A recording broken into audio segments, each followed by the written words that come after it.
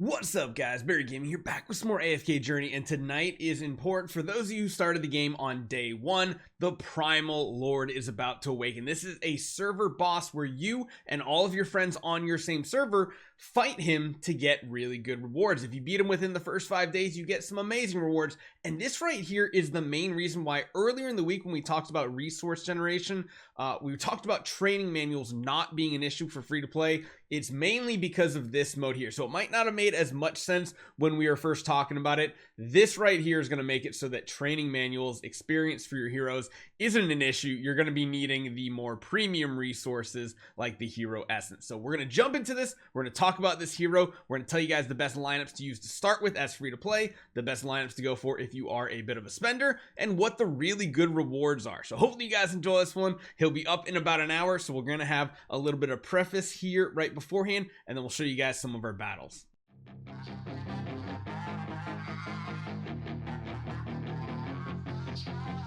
So this boss right here packs a punch. He does a ton of damage, which is why most of our suggestions here are going to be kind of like a dual support setup for those of you guys who are playing free to play. We'll talk about the different lineups here in a little bit. Just know, basically, the Primal Lord will do a kind of like swiping cone in front of him. He will charge toward the furthest enemy on the battlefield, so positioning kind of matters, and then summon a bunch of spectral wolves. These wolves are not attackable. They're like ghost wolves. They're going to do a ton of damage, but you can't kill them off. You basically just need to have enough survivability to survive. And then his next ability, he deals damage twice to targets within a one tile arc, dealing damage to them within one tile and interrupting effects, which is important. And then his passive basically allows him to gain stat boost when defeating non-summon enemies. So you really want to try to keep all of your heroes alive. Like I said, running a 2-hero setup is most likely going to be the most important thing here. And the more important thing, you only have 3 attempts per day. So you can't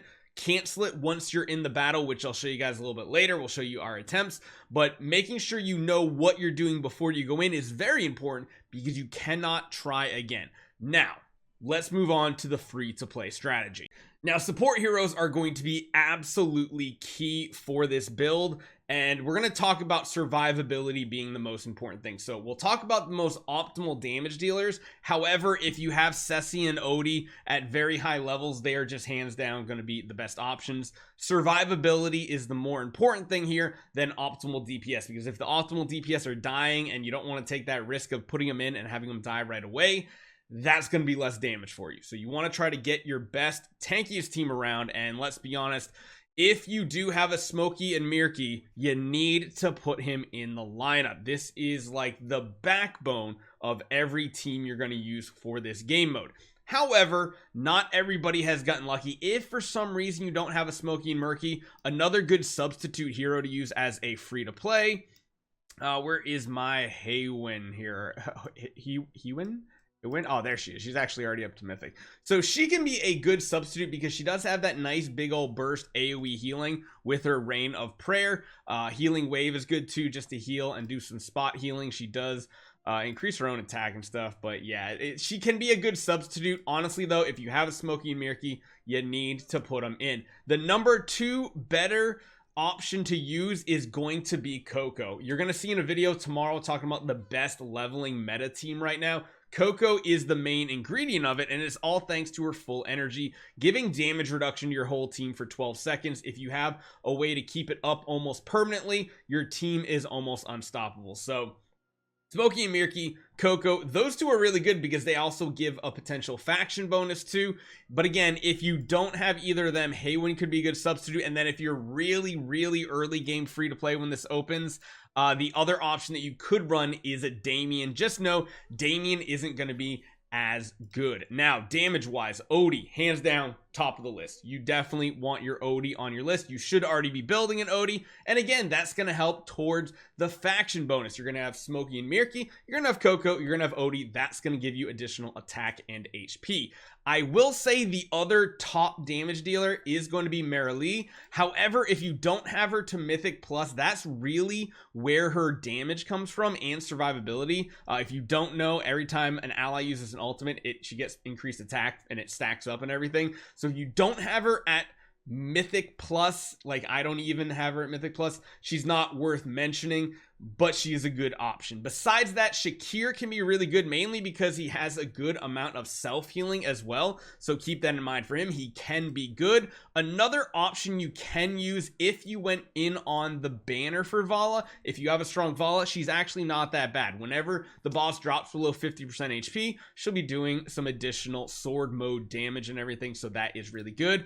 Another A level that's solid too, just like in Dream Realm, Corrin can be good, but again, you need him at Mythic Plus. Him and Merrily really need to be at Mythic Plus for them to really start shining. If you don't have them in Mythic Plus, number one, their survivability is going to be probably low and all that stuff. So those are the main ones I'd talk about. In reality, I think the average player is going to have Odie and they're going to have Ceci as two of their stronger damage dealers. Those are going to be your best two options. Besides that, debuffers. So having Kruger on your team to shed that or shatter that armor to get additional damage in from physical damage, he is going to be absolutely amazing. If you have him strong enough, he can actually be the tank for your team as well. But if he's not quite tanky enough for you, then maybe go with whoever your main tank is, whether it's a Thorin or an Antandra or something like that. Again, survivability is key here. Most of the guys are also going to be talking about Reinier, but if you don't have him at Mythic Plus, kind of like me too, a lot of these heroes get their bossing abilities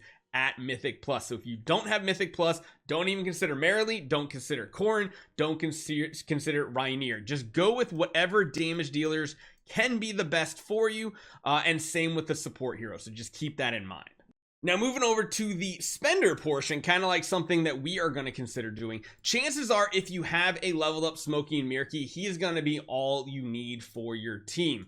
You probably don't need to run a second support hero at all. Running one of them should be like completely fine. He has pretty much uninterrupted healing and attack buffing. He's going to be absolutely amazing for you. What that means is you can use an additional debuffer. So like I said, if you do have that Mythic Reinier as a spender, you can throw him in there. If not, throw in the Kruger, get that armor shedding, that shatter armor effect, get that in there. That will be really solid. After that, I mean, it would be most optimal if he can also duel as your tank. So you might want to give it a try to see if he's strong enough.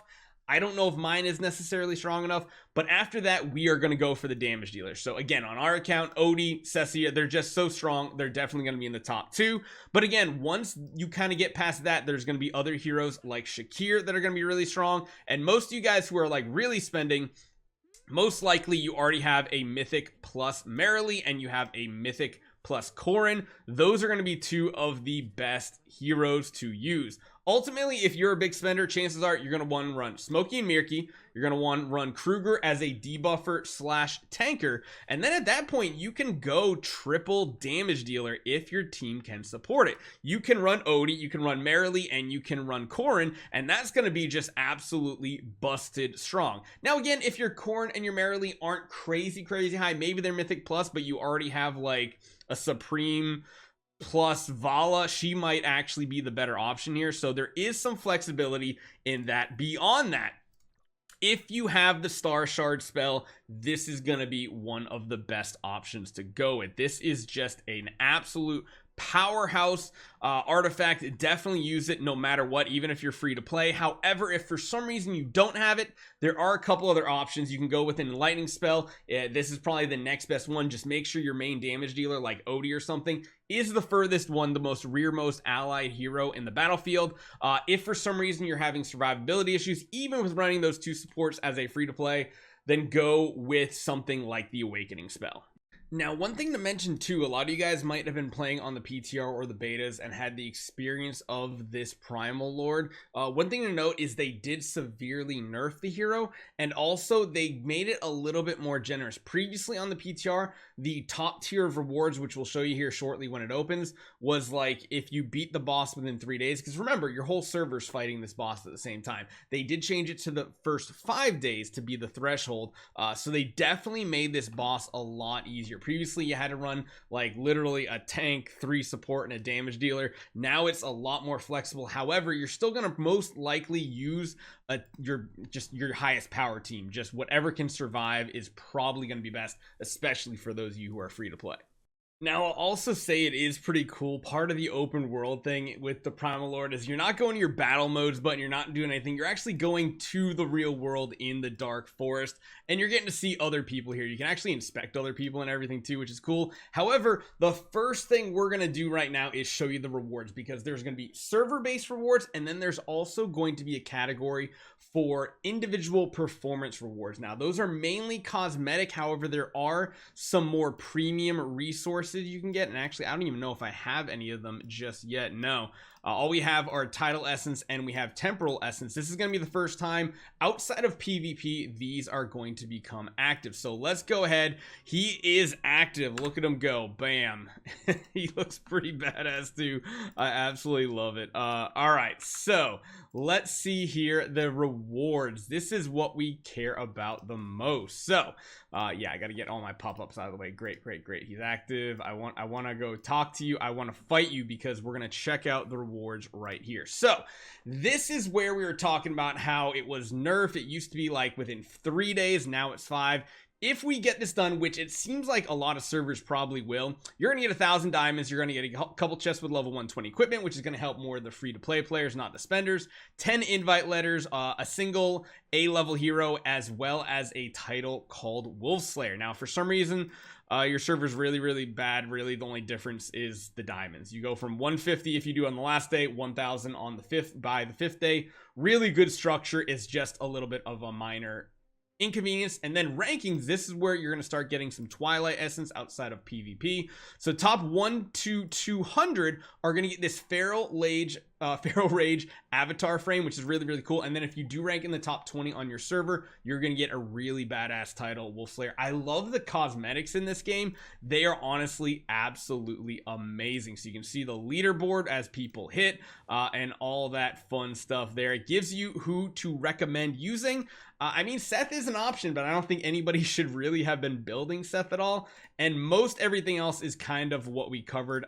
Lucius could be a good tank if you need him as well. He can kind of give some shielding and stuff. And we didn't talk about it, but Scarlita, she's good damage, but that is like Megalodon territory, because usually most people go for Reiner first. Now, let's move to our attempts.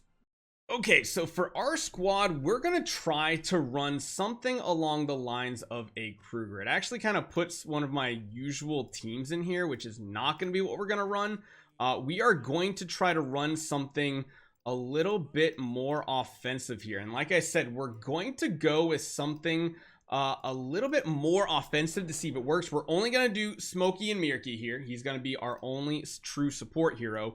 Our Kruger is going to be a damage dealer / debuffer, and then the other 3 are just our best damage dealers that we have. So fingers crossed this does work out the way we want to. We did recently get our Shakir upgraded, which you guys will see a little bit later today, because we got more codes, more summons. Let's jump into battle and let's talk about his abilities here. So you can notice the damage, if you guys played on the PTR, is much lower. So this is where he disappears, and you'll start seeing the wolves kind of pop out, in and out. This is going to be the biggest damaging attack. See, they kind of come in from every direction. They're not targetable or anything, so you just have to have enough sustain to live through it. And it looks like Smokey and Mirky is plenty to get that done. So you can see we're racking up a ton of damage here so far. And yeah, he will do that leap to the furthest back target. He'll do that cleave right here, hitting 1 tile away, and then he just rinses and repeats. So compared to the PTR version, this is a much easier battle. I mean, our Odie almost got taken out there. That was really close, but our Smokey and Mirky is keeping it up. Shakir's getting really low, and he did go down. So we have about 20 seconds left that we lost one hero, and looks like Odie might also go down. I think the fact that our damage dealers survived most of this battle is still going to be good. And again, I really like running a Kruger tank. He did seem to be strong enough. So we got 22 chests, which is pretty good. Basically, by the end, everybody had died off. And yes, heavy support right there. So you can see, this is why I say training manuals are not a problem. Now, there's a positive and a negative here. Everybody is going to need hero essence now. However, if we kill this boss really fast, that means we get less attacks every single day. So yes, we'll get more diamonds, but we're actually going to end up getting less hero essence because you're only going to get them on your actual attacks. And if you want to see the breakdown of damage, yeah, our highest damage dealers are definitely there. Shakir did a decent amount, but surprisingly Kruger did a lot of damage here. Now we could try running like another support hero here, maybe an energy feeder or something like that, like Rowan, to see if that would make a difference, but I am happy with how this came out. So yeah, we're obviously rank 1 because who else is actually online pushing stuff like this? But we'll be able to see, you can see the total health bar up here. It's going to take a lot of damage to break through, and it looks like we did pretty healthy even comparison to some of our allies. So we'll have to see what that looks like. Fingers crossed I get top 20. I really want that really badass title. So that is Lone Gaze, the Primal Lord. Hopefully you guys enjoy this one. If you haven't done it just yet, hit that subscribe button. I'll see you guys next time.